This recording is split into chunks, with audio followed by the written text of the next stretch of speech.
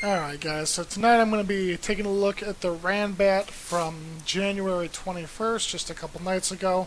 A little bit smaller of a Ranbat than what we've had in the past, but it's good because it allows me to take the opportunity to sit down and kind of look at each individual player and try to give them a little bit of feedback. The way that I'm choosing to do that this time is I found a move of each of the players' characters that I think is either being underutilized or not utilized well, or maybe not even used at all.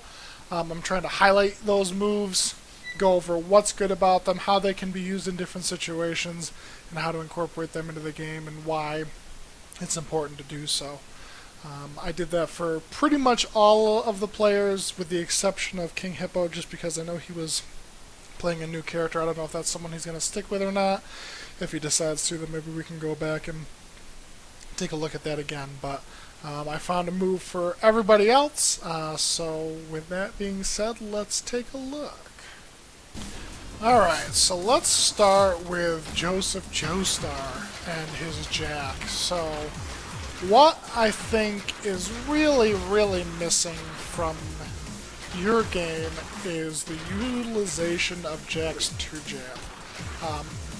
It is a super versatile tool, even more so than most other characters. Like I think in general people underutilize their single jab a lot anyway, but especially for Jack, it's just really important. So it's 11 frames, so it's 1 frame slower than the whole rest of the cast, but it has so much range. It's +1 on block, +9 on hit. So, I mean, if you hit someone with a single jab, it is your turn to do whatever the heck you want. And even on block, I mean, +1. So, if I do another 2-jab and they jab, we tie. And if they do anything else, another 2-jab beats them. And then, when you get the hit, you're +9.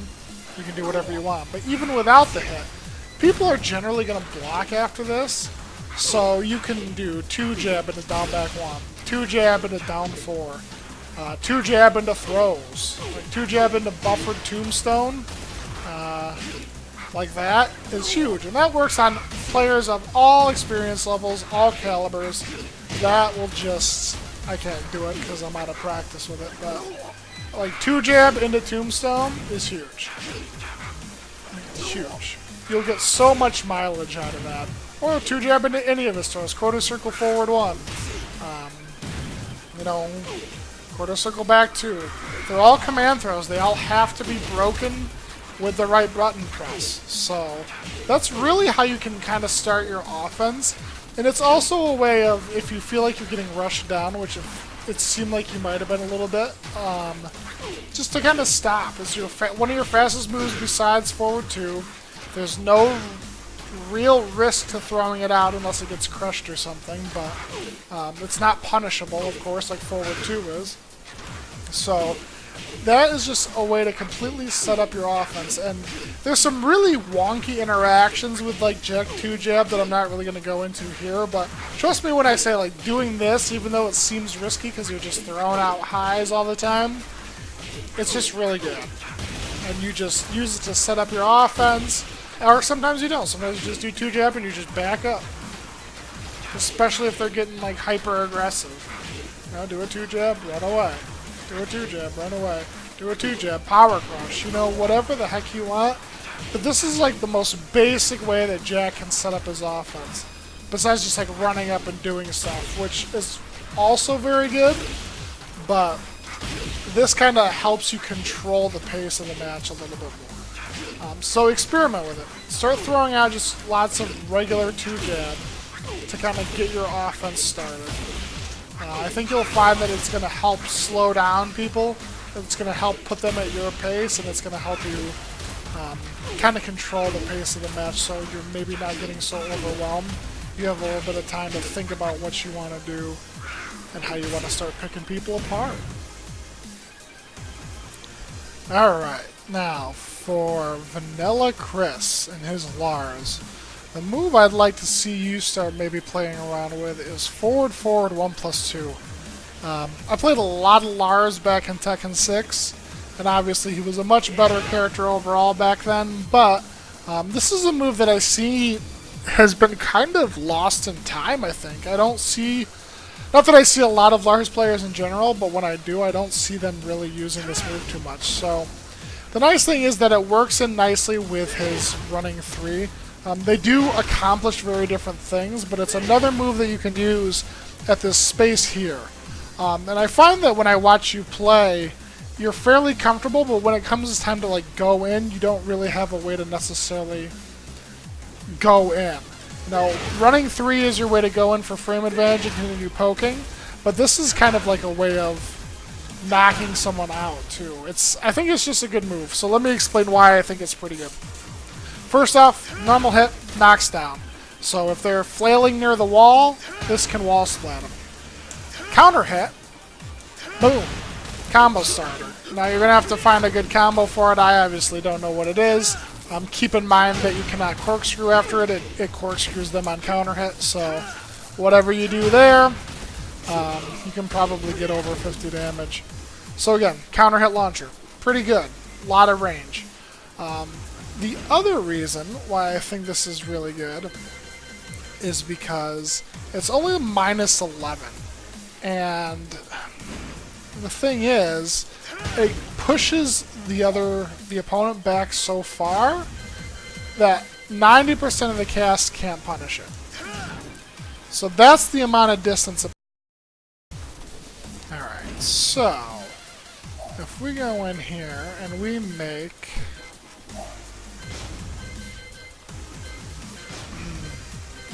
we want repeat action.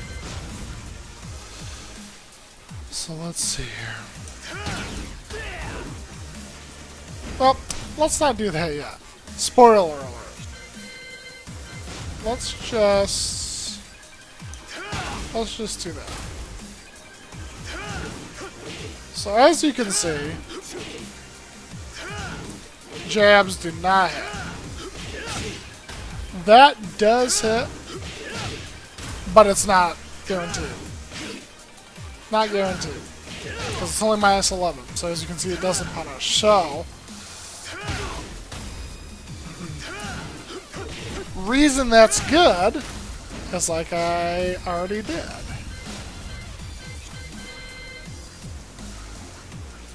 So if I try to jab, oh, I get up forward 3. That time I did back 3. So an advancing mid will knock you out of that setup. But like, if someone panics and jabs, or if someone tries to dash in for something, it works very similarly to how Jobman kind of uses while standing 1-4 and down forward 1-2 to space him out and then hit him with back 3. You can kind of do the same thing here. So the other thing is, let's see, how do I want to set this up?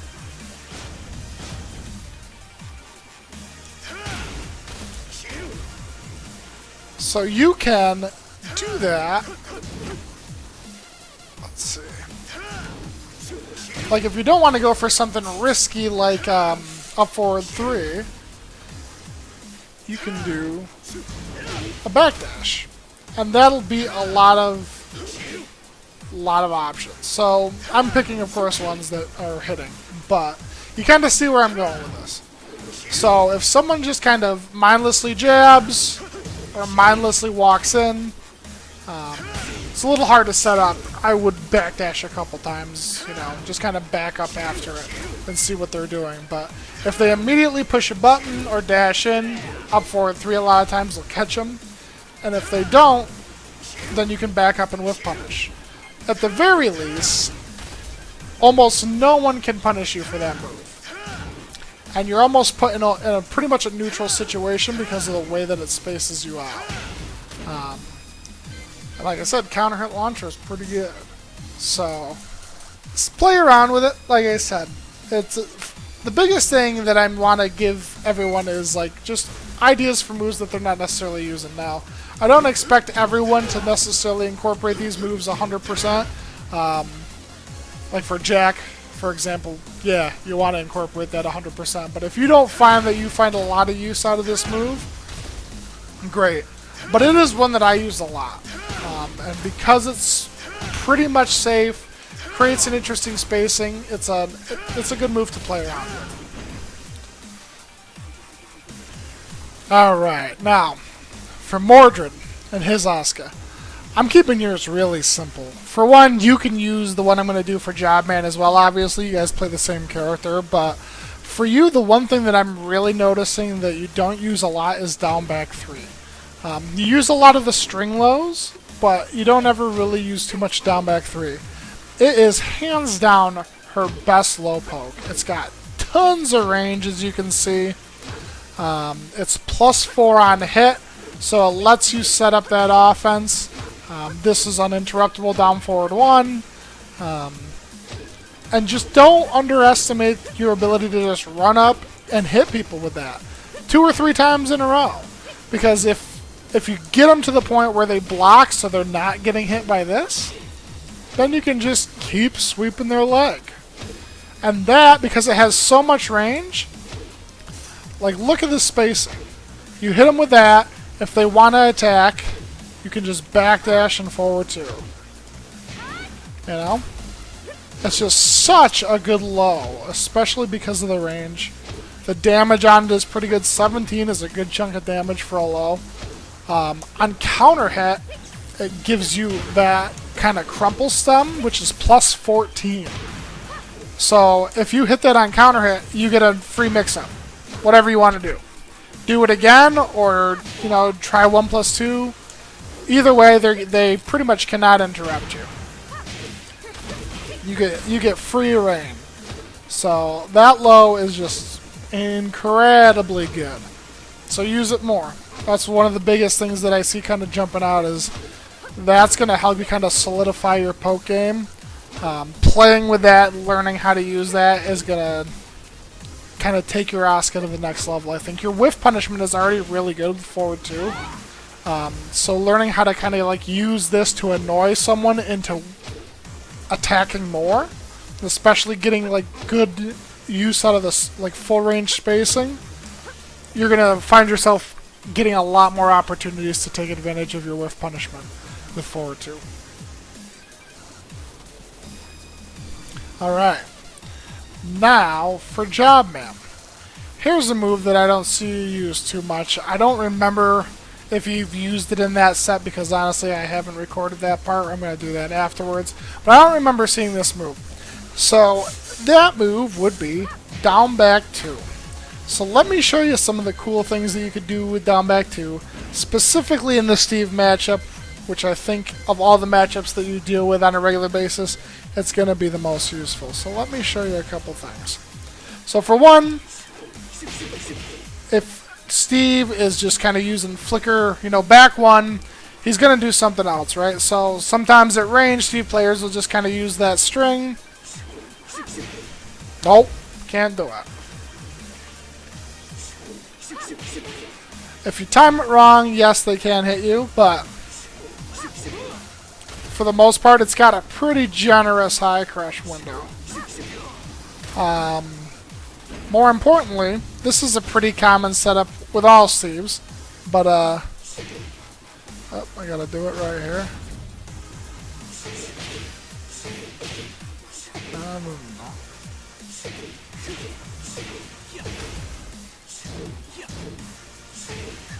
There we go. So I gotta record that. So watch this. Obviously, if I attack there, I get power crushed. But if I know it's coming, whoops, because the move is slower, it crushes the high, and it's slow enough to not get caught in the armor frames. And, of course, you get a combo. There might be a better one, I'm not sure. I know you have to do the down back 1 to get to the other side. But really useful move in the Steve matchup, I think. Really useful. So, again, I think you play the Steve matchup really well. You understand the risk-reward on a lot of your moves and why it's so good. This one is -13. So, I mean, it's not completely safe, obviously. Steve can get actually a pretty meaty punish on it with back 1-3. Or, I'm sorry, back 1-2. But, you know, in a situation like that, that's really, really, really good. Something to play around with to maybe take you to the next level and help you win that next grand finals that you find yourself on against Ladon. Alright, now for my man Fly Kai. Dude, I watch you week in and week out, and I'm like, this guy gave me the hardest match the last time I was there of all the people. Why isn't this guy winning more? And I can tell you, you are the one that inspired this this kind of segment that I wanted to do, with finding a move for everybody to incorporate into their game. Because watching you not use down forward 2 makes me the saddest boy. So let me show you why down forward 2 is, in my opinion, Paul's best move. I think it's his best move. So obviously, everyone knows what down forward 2 is. It's a launcher. Gives him a pretty good combo. If I can do the blue version, that's 60 damage, which is respectable damage. 61 damage. Especially off of just like a generic down forward 2. Why is Paul so good? Well, it's got a huge phantom hitbox. Now, it might not look that crazy right here, but when people throw out moves, they tend to just get clipped by it. The range is actually ridiculous. Absolutely ridiculous. 2, it's safe. You cannot be punished by for throwing out down forward 2 unless you whiff it too much, but even when you whiff it, it's hard to whiff punish.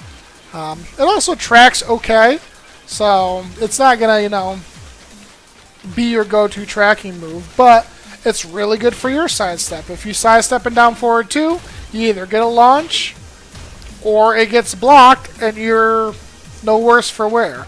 Should be your go-to move when you're trying to sidestep and punish. When someone's coming in, again, the gigantic hitbox makes it really hard to come in on Paul. You know, I see you use a little bit of quarter circle back 4 for the same purpose. Also a great keep-out move. But this one hits mid, gigantic hitbox, launches on normal hit. It's just so freaking good. So good. Now, let me show you why it's even more good, because this is one other thing that I don't see you doing ever. We need... Alright. So, like I said, you get about 61 damage on a down forward 2, right? Well, when you're in rage, that goes up considerably. This is why Paul is such a ridiculously good character. Because until this man is dead, there's always room for a comeback. Always room for a comeback. And what's the easiest, safest way to make that comeback? Poke, poke, poke, until they're ready to come in, and they have them run into a down forward 2 and do something like this.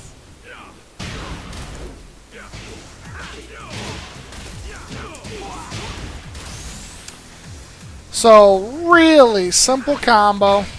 Super simple.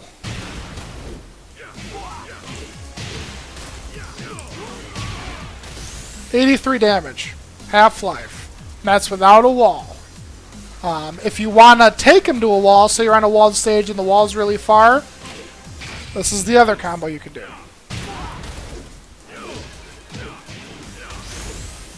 Let's see.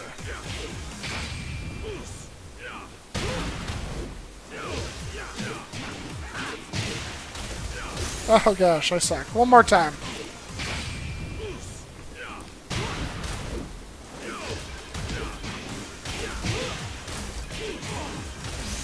$84 damage. That's actually more than the other one. And it carries really, really far to the wall. Not sure if there's a better one I could be doing. Either way, quarter circle forward 1 there is really easy to hit. So, I mean, those are the two variations, but either way, you're getting 80-something damage. Over half-life off of down forward 2, your safe launcher. This is your comeback mechanic. Whenever you're in rage, if they're at less than half-life, the game is even. the game is literally even, because as soon as you hit that, they are losing half their life, or at least they should be. I think you might be able to get that too. But this is something you have to start incorporating. Got to. Down forward 2 into your game in general. Oh, just keep screwing it up now, but. And then especially when you're in rage, using your down forward 2. I think that combo's possible, but it's hard. So don't even bother, you know? Just do this. You know, that's 79 damage. Really, really, really good damage. I don't think Blue Death Fist should be completely off your radar. I think the time when Blue Death Fist is more important is when there's a possibility of wall splatting them. Right? If you can wall splat someone with Blue Death Fist, you also get like a 100 damage combo. Because you get that, which is 60 damage. You can dash up and do quarter circle forward, 1 into the wall, yada yada yada. But this combo works everywhere, and it can take them to the wall. Especially this one. Takes them to the wall, does a shit ton of damage. Sorry, I'm kind of out of practice with Paul. I mean, 84 damage, they're going to the wall no matter where they're at. So you're probably getting at least another 20 on that. So over 100 damage from a down forward 2.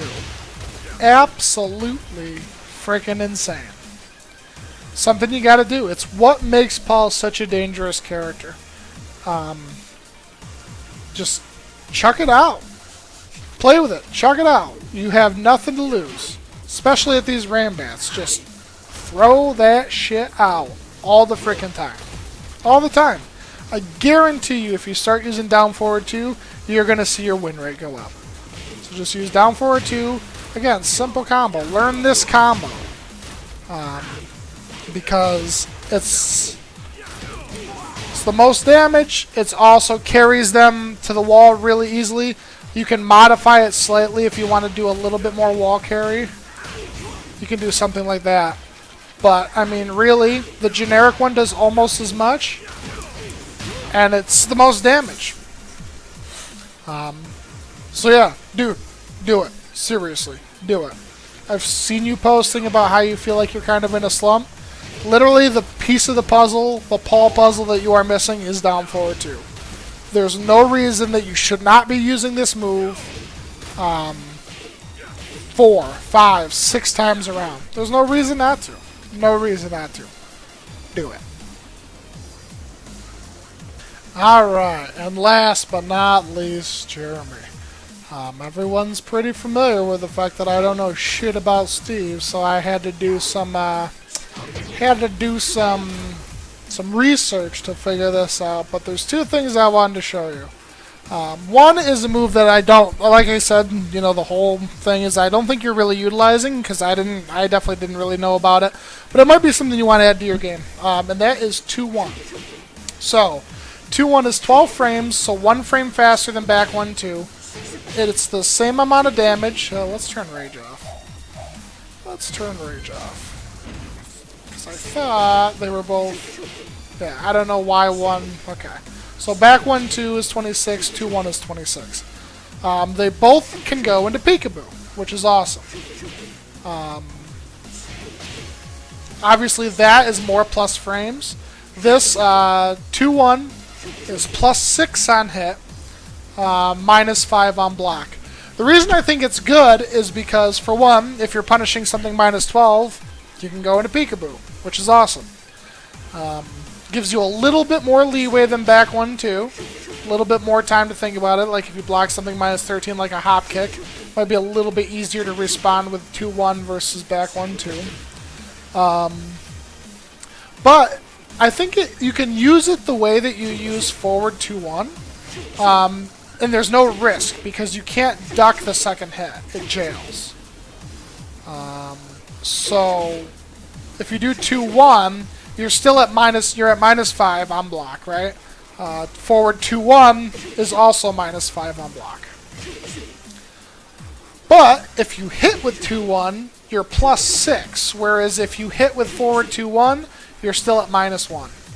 So 2-1 into peekaboo on hit is a free mix-up. But you can't really do much to interrupt you or anything like that.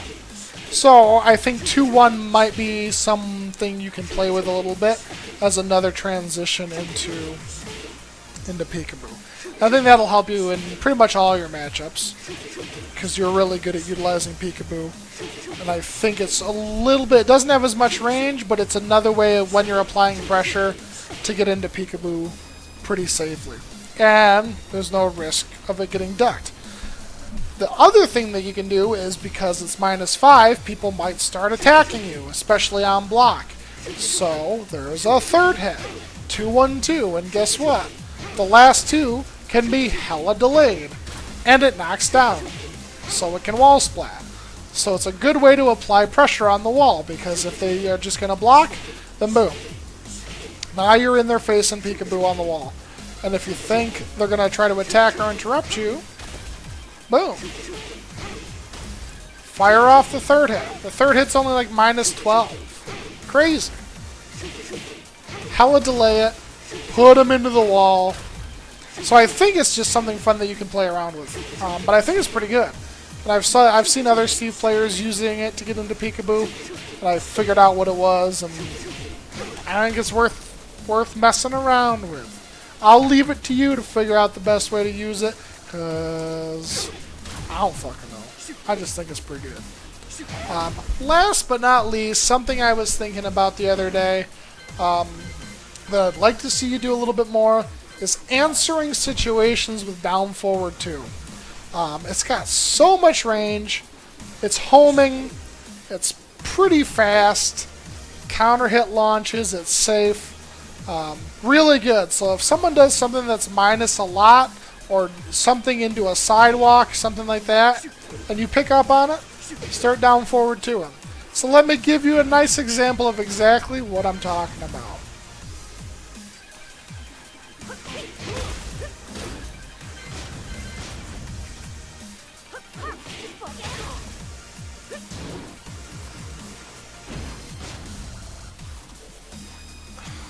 I don't want that to happen.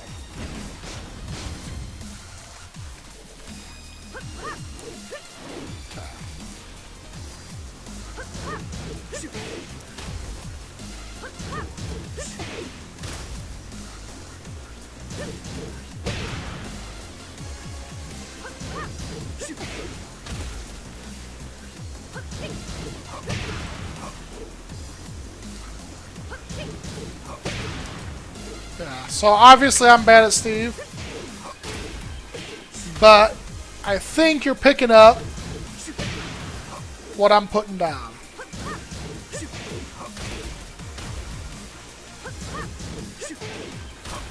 So if he does his generic spacing trick into back 3, this just kills it.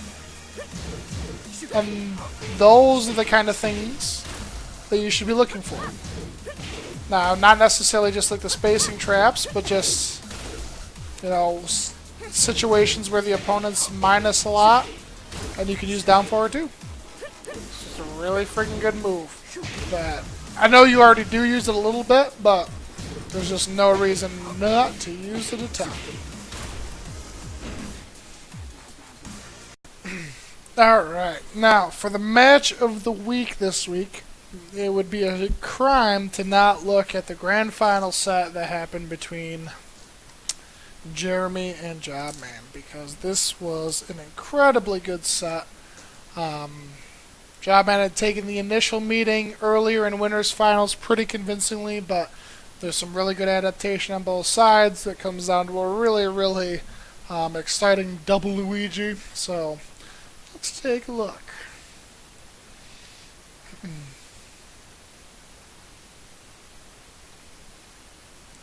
Again, Jeremy's coming out of losers.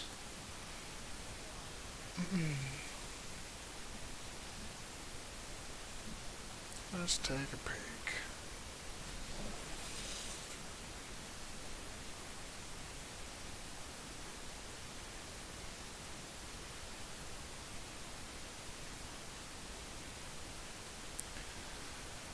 So even though there's some missed opportunities going on, I definitely know that there's times in the set where both of the players like work in the matchup shows. Obviously, there's always more work to be done, but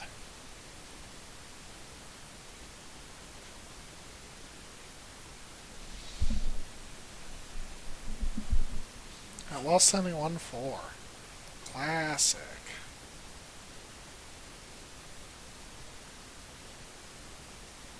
I believe he can down forward too, Shoryuken, but maybe not. Love punch parry. Again, so raw run up forward two.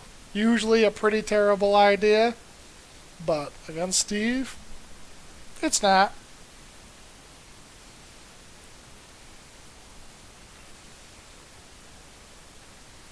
Anytime you think he's going to whiff or he does whiff, it's worth going for forward two. Because why not? The dunk tape.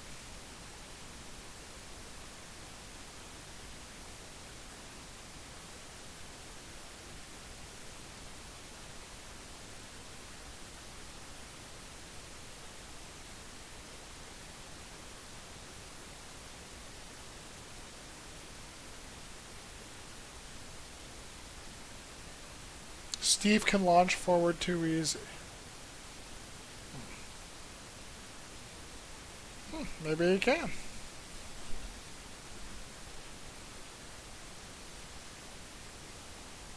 I'm going to check my sources on that one.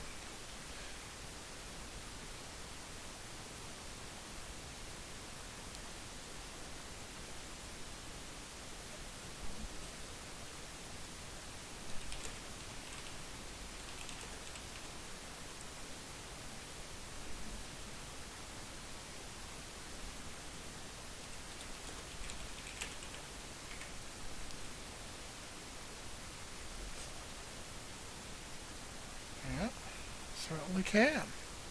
So that changes things a lot, doesn't it?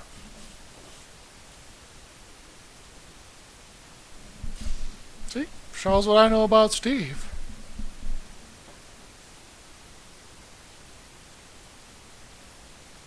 Also, you did use some 2-1.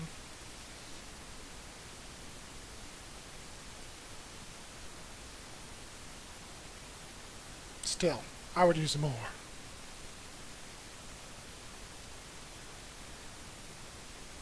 You use it quite a bit, actually. Now that I know what the move is and what to look for, I'm seeing it all the time now. That was a nice whip punish.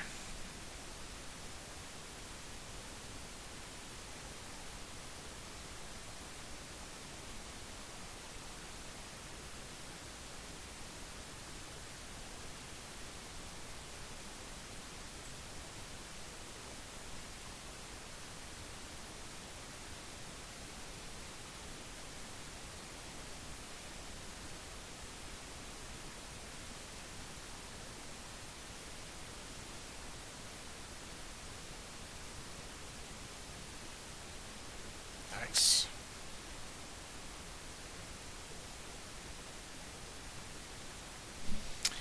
Dang. Dunk tape right over his low? He's got a PhD. It's a pretty high Duncan degree.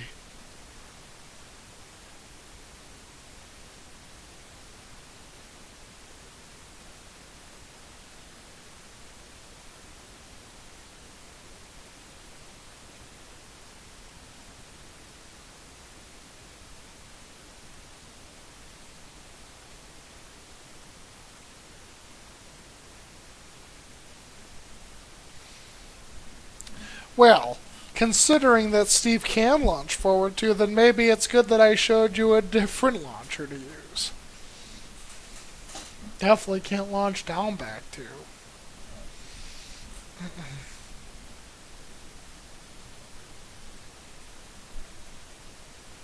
Still though, timing's tight. You gotta be right on top of it.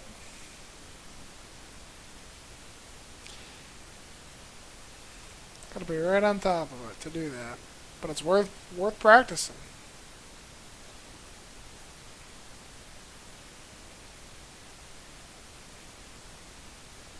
So a lot of the times here, Jeremy, where you're using back one, I think are great times to use back one, but I think they're getting spaced out a lot. So I think you'd find down forward two in those situations works even better, just because of the range on it.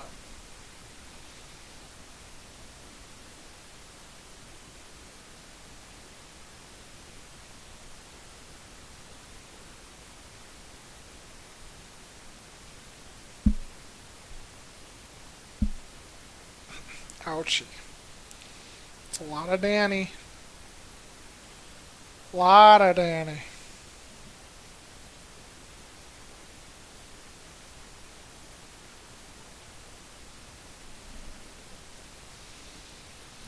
Jobman's got that momentum, man. When he gets that momentum, it's hard to stop him. But Steve's toolkit is just one gigantic momentum stopper. Good reversal.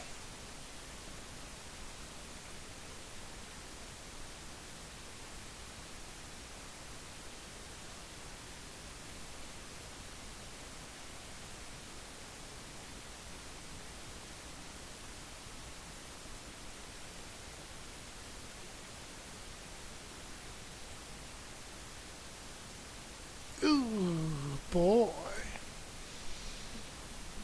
Crushing highs. Wrecking dreams.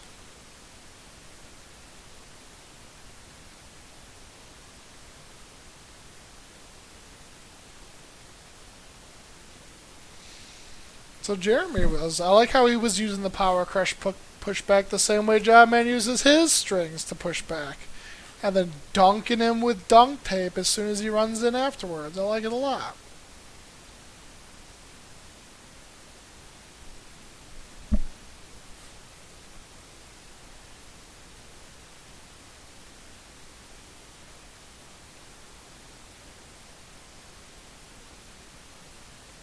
Ooh.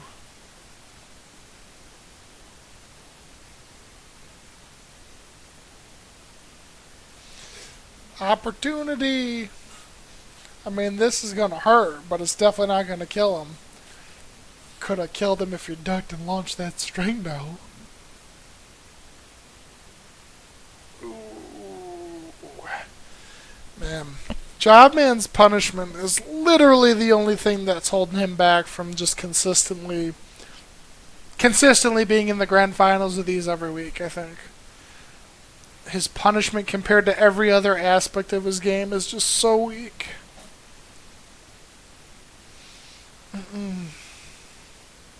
Kills me. He's just been the most consistent guy we've had. Just really solid. Lots of good attributes to his gameplay, but boy, that one kills him. Just kills him.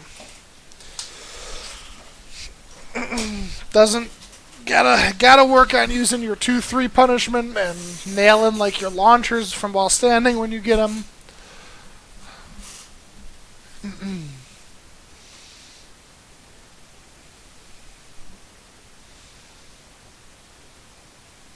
Just kills you. Alright, so the reset. Jeremy 3 O's Jobman to take it into a final set. Pretty disheartening.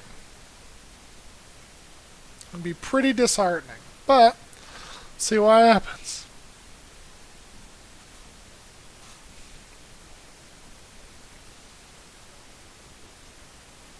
That was a hell of a good block.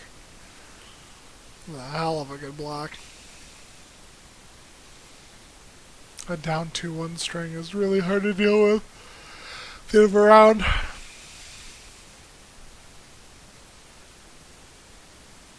Okay, so she cannot down forward 2. I think her down forward 2 is 16 frames.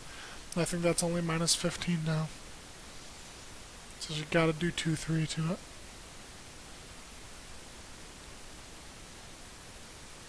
No.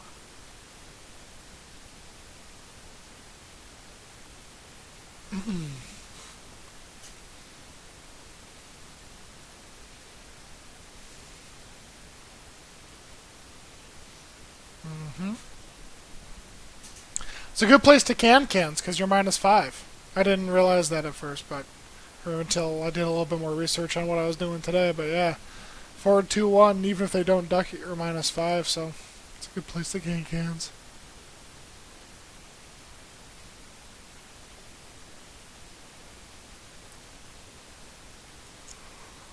Ooh, pardon me. Ooh, all right. Wow.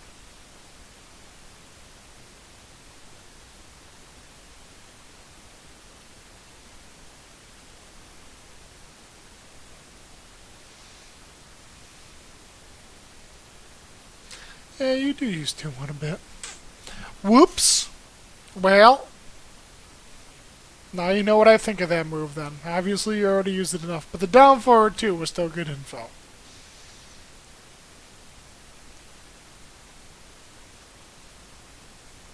Nice step. Nice step. This is gonna hurt.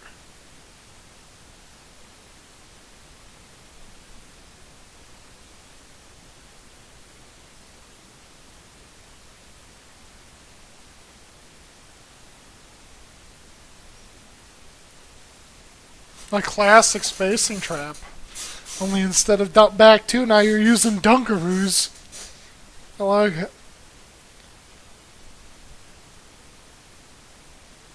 I like that Jobman's reacting to that move, but I think he's using the wrong launcher. I think he'd have to use down forward 2, or maybe even can-cans.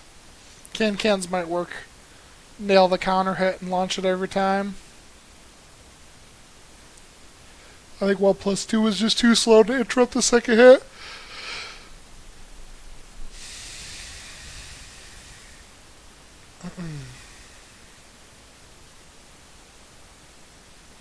Ooh, run up and toss ya. Toss your salad.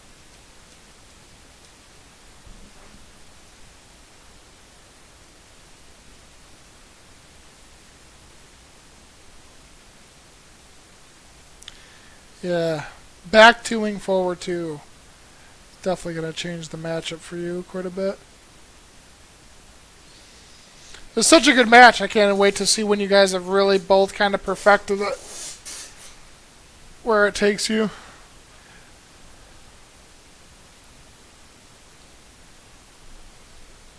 Guess I'm good. Sorry. Freaking beatdown.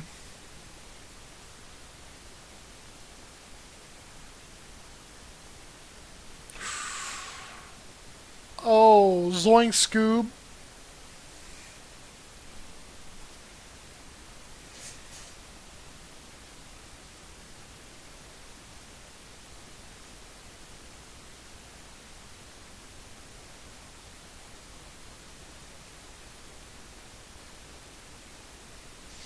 Getting good at whiff punishing with that forward 2 as well.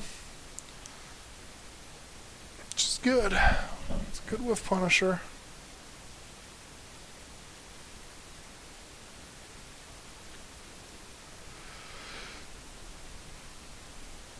Boy, I guess I should have grabbed a coffee before I did this segment. Oh, that breaks the floor? Oh my. Nice. Nice.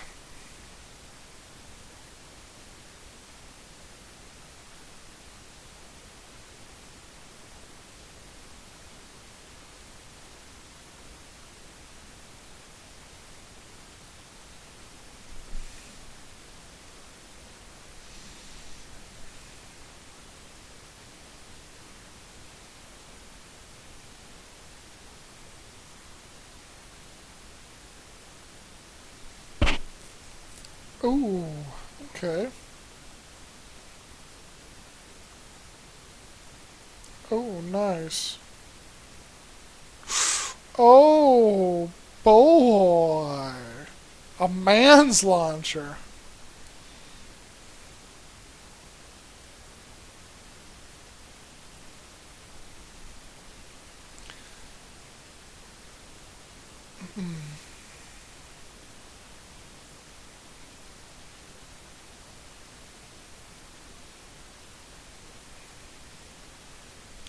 Jobman using that momentum, man. He's a freaking train.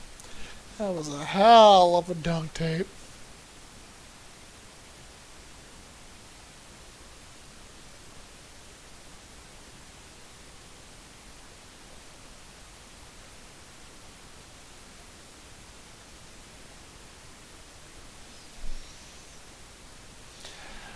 I said this in chat, I'm pretty sure, but I really can't believe, and I get it, I do get it. You went for down back two every single time, but I am really surprised you went for Sonic Fang there. He hadn't stopped down back two yet, you know, and so I just think the risk was minimal for down back two, whereas Sonic Fang left you open to a free giddy up kick, and it kind of shifted the momentum.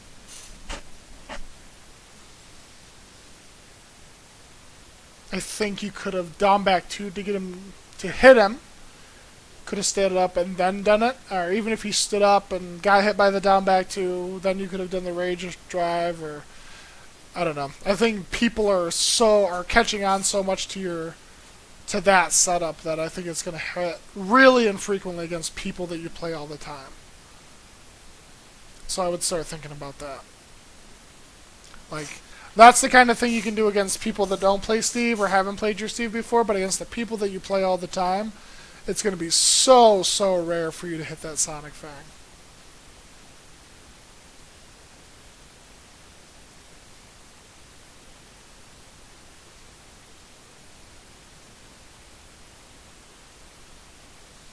So even though I was wrong about not being able to launch forward two, I don't think this is an easy match for Steve at all. I do not think that. I don't think that even one bit.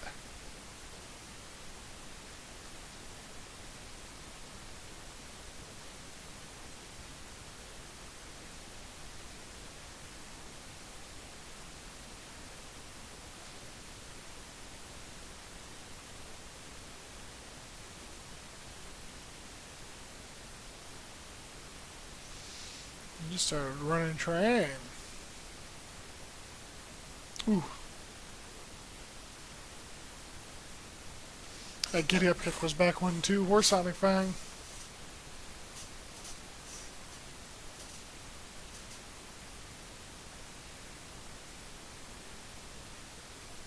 I noticed that you kind of huck out Sonic Fang quite a bit, and I think in this matchup, again, like specific to this matchup, it's fine. Because I think she can 2-3 it. I think she can 2-3 it actually. Let me double check.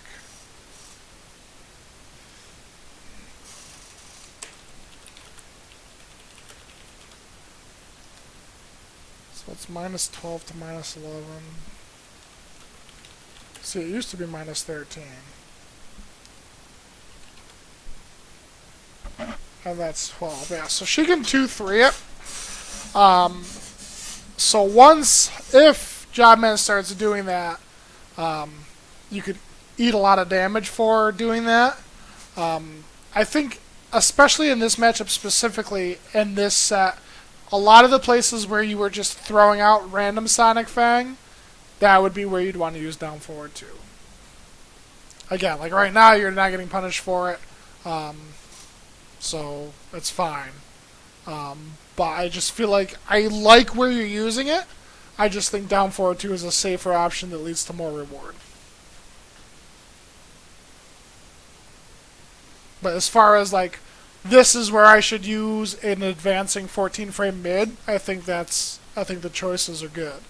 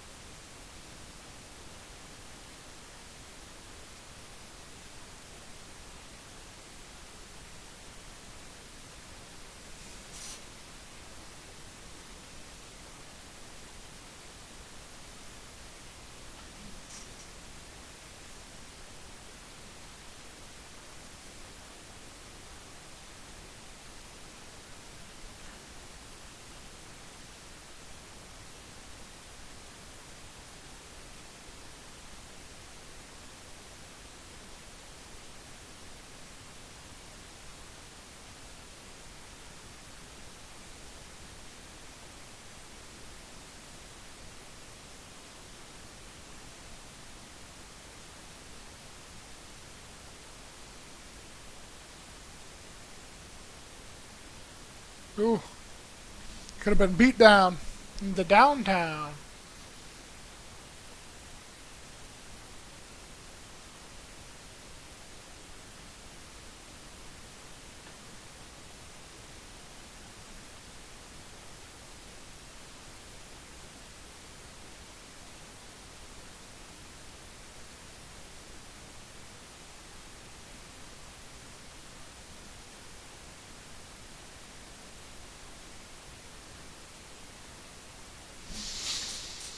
Nice.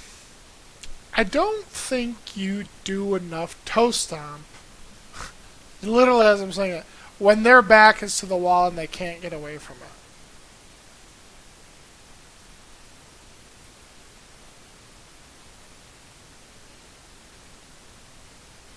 Like, it's the classic, but like, dash into their face, like toe stomp or dash in their face, quarter circle, forward one is still a really good mix up.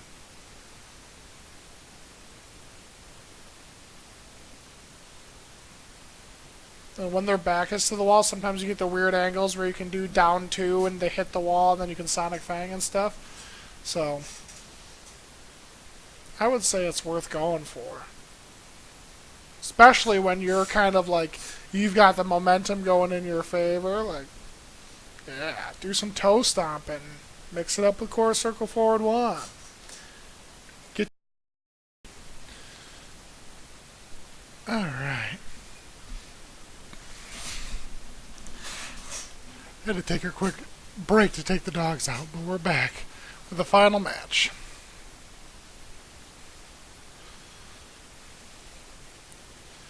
Nerves are setting in. Both players really want to win. I know that for a fact. Good blocks, good break.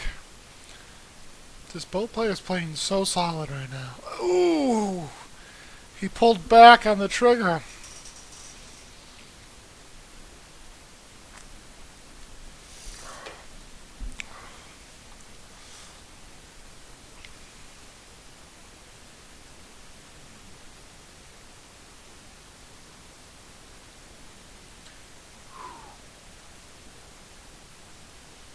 Nice.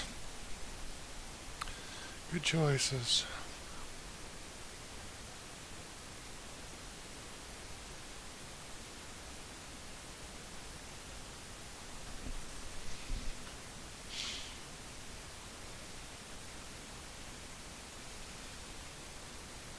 Good whiff punish. And this is a smart dash in and back out. Mm-hmm.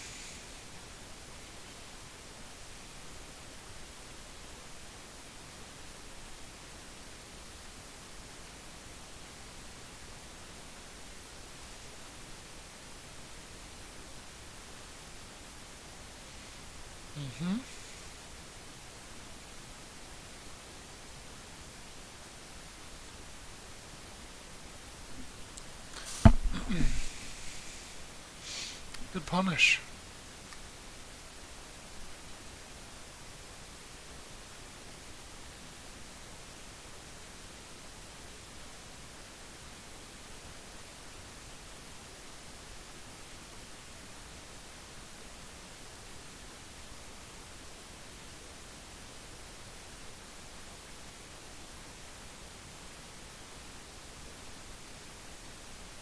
Freaking chicken, man. Couldn't even believe it.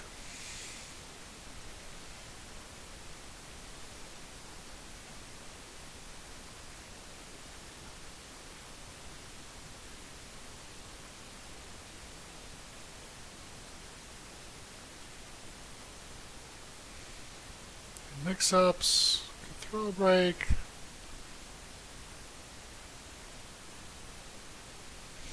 Jobman's lost all confidence in his whiff punishing. Like he manages to take the round, keeping it close, but he's lost all confidence in his ability to whiff punish. He hasn't whiff punished anything this whole match.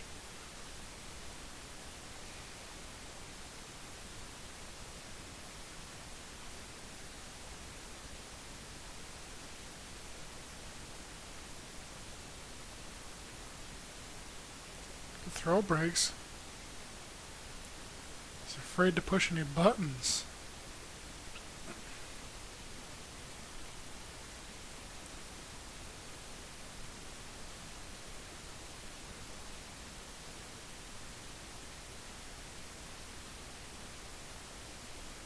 Nice. So, that was very good from both players. Jeremy brought it all the way back. So what made the difference? For one, I'll say it again, kind of beating a dead horse, but like I want to see Jobman improve in this category. Punishment just killed him. Killed him. And by the end, he had lost all confidence in his whiff punishment.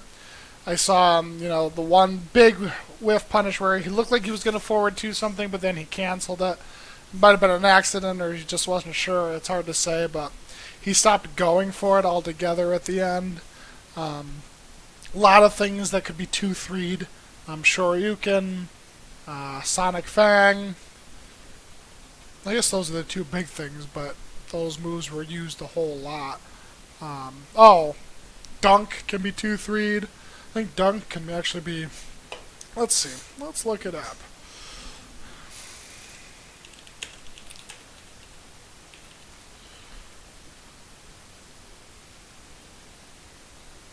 Oh, that's not launch punishable. But it can be 2-3'd, yeah. So, it's minus 14. It can be 2-3'd.